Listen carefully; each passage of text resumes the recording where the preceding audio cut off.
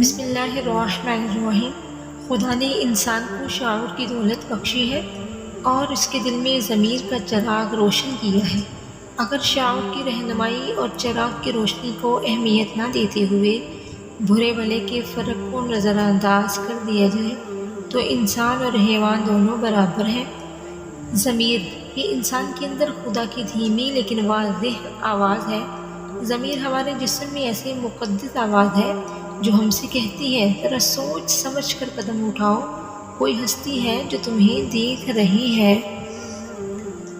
ضمیر کی اندرونی چیخ کو نہ تو کان سن سکتے ہیں اور نہ زبان اس کی کرب کو ظاہر کر سکتی ہے۔ کوئی تکیہ اتنا ملائم نہیں ہوتا جتنا کہ صاف ضمیر۔ ضمیر انسانی روح کی پاکیزہ پکار کا نام ہے۔ بچے اور عورتیں طنز کو پسند نہیں کرتے۔ طنز وہ آئینہ ہے جس میں طنز کرنے والے کو اپنے سوا ہر کسی کا چہرہ دکھائی دیتا ہے۔ جس آدمی نے جان بوجھ کر ظالم کی مدد کی وہ اسلام سے نکل گیا۔ ظالم کو معاف کر دینا مظلوموں پر ظلم کرنے کے برابر ہے۔ ظالم مظلوم کی دنیا بگاڑتا ہے اور اپنی آخرت۔ عادت پر غالبانہ کمال کی فضیلت ہے۔ عادت پر اگر کنٹرول نہ کیا جائے تو یہ بہت جلد ضرورت میں تبدیل ہو جاتی ہے۔ ذلت کی زندگی سے عزت کی موت اچھی ہے۔ مال کھو جائے تو پھر حاصل ہو سکتا ہے لیکن آبرو جا کر دوبارہ واپس نہیں آتی۔ انسان کے لیے اسباب ظاہری میں ہے لیکن عزت کا مرتبہ سب سے زیادہ ہے۔ عظیم لوگ راتوں رات عظیم نہیں بن گئے۔ راتوں کی تاریکی میں جب دوسرے لوگ سو رہے ہوتے ہیں تو ان لوگوں نے نیند اور آرام کی پرواہ کیے بغیر سخت محنت کی اور کامیابی حاصل کی۔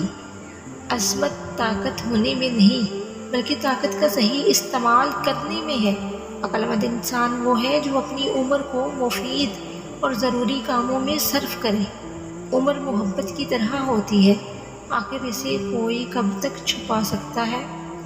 صرف وہی لوگ جن کے پاس اور کچھ گننے کے لیے نہیں ہوتا اس بات کی گنتی کرتے ہیں کہ ان کی عمر کتنے سال کی ہوئی ہے۔ میری دراز عمر کا راز عبادت میں مثمر ہے اور عورت اور موسیقی کی کوئی عمر نہیں ہوتی۔ عورت قدرت کا تبسم ہے۔ ہر عظیم انسانی کارنامے کے پیچھے عورت کی بے مثال قربانیوں کی تعبیر اور خاموش داستان ہے۔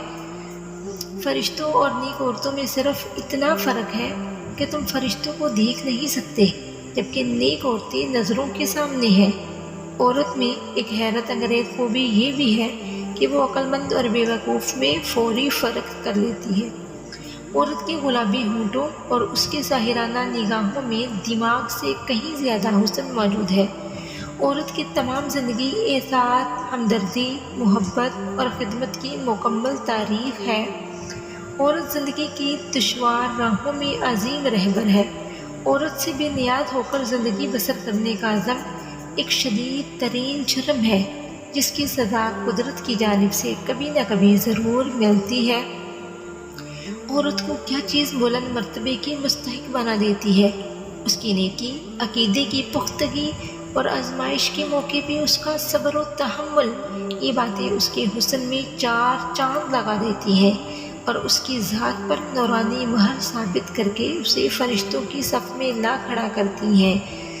عورت کی عزت کرو، وہ تمہاری دنیاوی زندگی کو جنت کے پھولوں کی طرح حسین اور خوشگوار بنا دیتی ہے۔ مرد خدا کے درخت ہیں اور عورتیں اس درخت کے پھول۔ عورت کیلا ہے اور مرد اس کیلے کے قیدی۔ بغیر مرد کے عورت کی مثال اس باغ کی طرح ہے جس کے اطراف باڑ نہ ہو۔ عورتوں میں زیادہ تر خرابیاں مردوں کی وجہ سے پائی جاتی ہیں، حالانکہ مرد اپنی زیادہ خوبیوں کے لیے عورتوں کے احسان مند ہے۔ مرد نے عورت کو ہمیشہ اپنے سے کمتر سمجھا اور ایسا سمجھتے وقت وہ یہ بھول جاتا ہے کہ اسے ایک عورت ہی نے جنم دیا ہے اور اس لحاظ سے وہ اس سے کمتر ہے۔ اگر عورتیں گھروں کو چھوڑ کر باہر کی دنیا میں نکل پڑیں اور مردوں کو گھروں میں قید کر دیا جائے تو ان سے کہا جائے کہ وہ تمام کام کریں جو ان کی بیویاں کیا کرتی ہیں، مثلاً کھانا پکانا، برتن دھونا، مہمانوں کی خاطر توادی کرنا، اولاد کو سنبھالنا، ان کی غلاظت کو صاف کرنا وغیرہ وغیرہ۔ تب کہیں جا کر مردوں کو احساس ہوگا کہ عورت اپنے نرم و نازک ہاتھوں سے کتنے سخت اور اہم کام انجام دیتی ہے۔ یہ سن کر عورتوں کے کان پک گئے ہیں کہ وہ صنف نازک سے تعلق رکھتی ہیں، حالانکہ عورتیں مردوں کی طرح بلکہ ان سے بھی زیادہ سخت کام انجام دے سکتی ہیں۔ سماج کو مرد اور عورت دونوں مل کر سر بلند کرتے ہیں، بالکل اسی طرح جس طرح کوئی پرندہ اپنے دونوں بازوؤں کی بدولت پرواز کرتا ہے۔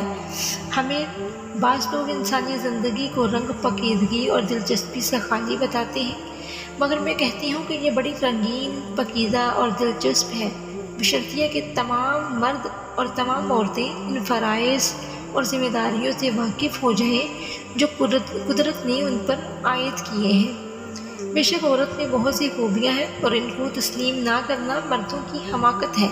میں تمام عورتوں سے انتہائی خلوص اور معذرت کے ساتھ یہ کہوں گی، اور یہ بات میں ان کو اپنے مفاد میں کہہ رہی ہوں، کہ فطرتی طور پر ان میں جو کمزوریاں ہیں ان سے ہٹ کر مردوں کے سامنے یہ مزید کمزوریوں کا اظہار نہ کیا کریں۔ میں خود ایک عورت ہوں اور اس حقیقت سے خوب واقف ہوں کہ اکثر مرد عورت کی کمزوریوں سے فائدہ اٹھا لیتے ہیں۔ مرد خانہ بدوش ہے اور عورت وطن پرست۔ مرد ہر جگہ اپنا گھر بنا لیتا ہے، ہر جگہ اپنا دل لگا لیتا ہے، لیکن عورت جس دیوار کے سائے میں بیٹھ جاتی ہے تو پھر اٹھ نہیں سکتی۔ باغوں میں رہتی ہے، محفلوں میں جلوہ فروز ہوتی ہے، سمندروں کے طوفانوں کو دیکھتی ہے اور پھر اسی دیوار کے سائے کی تلاش کرتی ہے۔ بھول نہیں سکتی نانکا اس کو وہ نیند آ جائے جو دنیا کی ہر چیز بھولا دیتی ہے۔ ویڈیو اچھی لگے تو چینل کو سبسکرائب، لائک اینڈ شیئر ضرور کیجیے گا، اور ساتھ میں لگے بیل آئیکن کو بھی دبا دیجیے۔ اللہ حافظ۔